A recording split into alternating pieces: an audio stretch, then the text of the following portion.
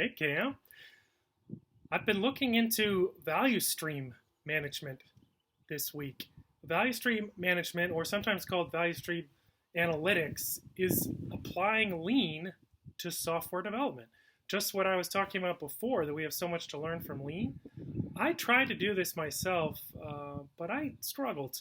Software is so ephemeral, intangible, it's hard to know where inventory is piling up. Where is the work in process?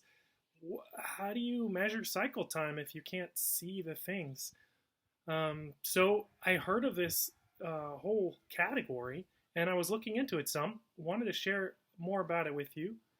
I guess the place to start is what's a value stream? So from lean manufacturing, we learn about looking at how something goes from raw materials to customer.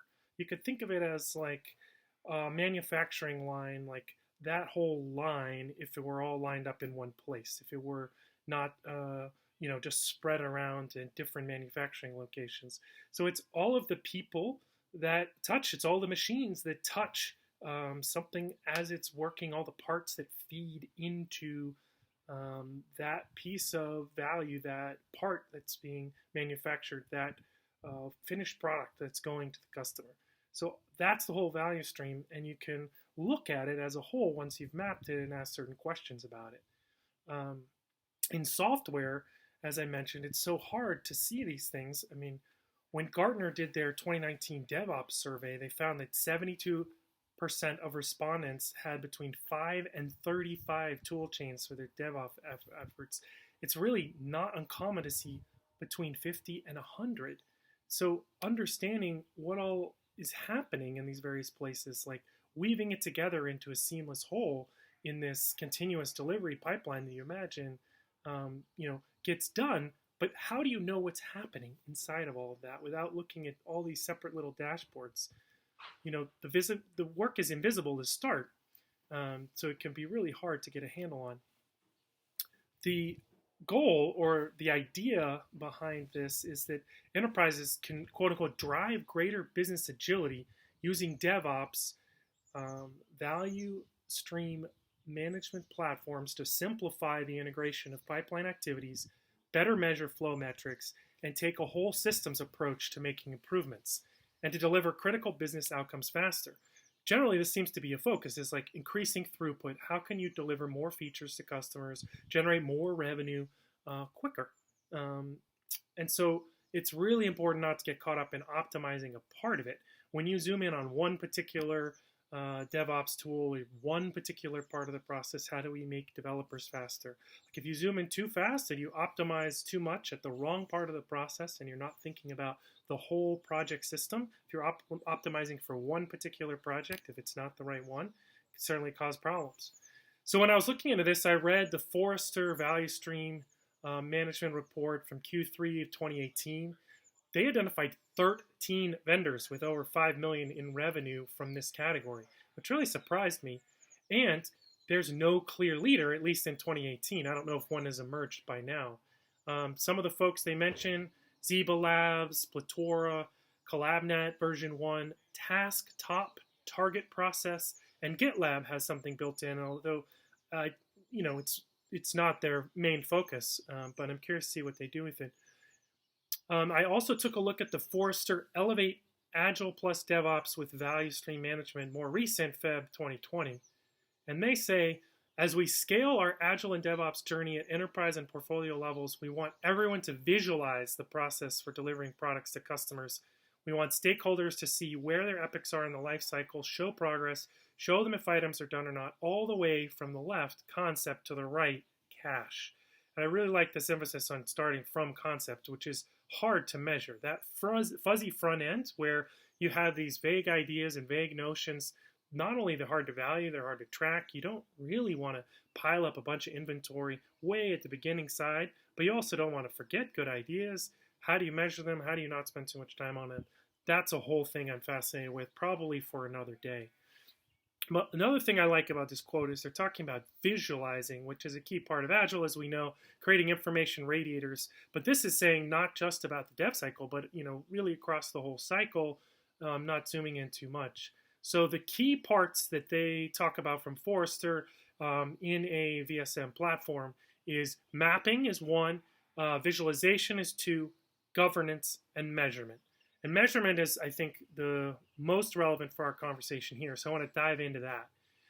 As you know and have pointed out to me before, the Accelerate State of DevOps report, Dora has four main metrics, which are about deployment frequency, lead time, from commit to live. They don't talk about from idea to live. They don't, I think, probably don't know how to measure it. And then mean time to restore a service. So how fast can you get up when something breaks? And then how often when you put something into production does it break? The change failure rate. Not fully break, it could be like degradation of service still. So those are the four: deployment frequency, lead time, mean time to restore service, and change fail rate. Now, that deployment frequency, when you're really starting in the DevOps journey, you do want it to go up. I mean, if you're doing 3 releases a year, kind of in the old school way of doing things, you gain a lot by saying, let's do more, right? But as you're reaching multiple times per day, I'm not sure it's a meaningful metric to say we release 5 versus 10 times a day. You're breaking things into smaller pieces yet. Yes, that's good, but you can actually have the batch size be too low, and overemphasizing that metric doesn't necessarily make sense. I think as you get into this maturity, the value stream metrics start becoming more relevant, and now that you have tools that you can measure them, I think pretty exciting. And they're more around cycle time, which some of the vendors call flow time. That's, that time from idea to cache. Like, how long does it take to do something to completion? What's throughput? So how many things can you do in a given amount of time? Some people call that flow velocity because it's amount of stuff over time, similar to like distance over time and velocity. Then there's inventory. So how much is tied up in the system at any one time? In software, we don't tend to measure inventory the same way you do in manufacturing, but it does tie up capital. If you're not delivering those software features to the end customer and generating cash, you're tying up cash in salaries just the way that you're tying up work in progress. When you're looking at a manufacturing line, you're tying up those physical materials, you're tying up the time that it takes to make them, and you have to store it. And the thing in software is this work in progress goes bad really fast. It expires faster often than physical inventory. So some of the vendors talk about inventory as flow load. Then there's also process time. So that's the amount of hands-on time.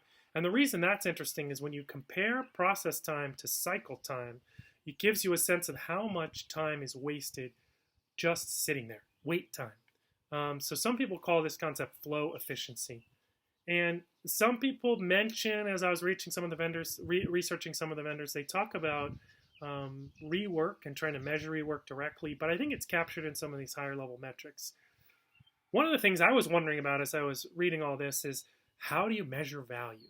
It's easier to measure the work in progress than it is what is it worth in the end. Once you deploy these individual commits to customers, and let's say you're doing it 5-10 times a day, multiple commits add up to a feature, and it may take multiple features for something to really be a step forward in a product that generates value. So how do you attribute that value across multiple pieces that all can add it up to a whole?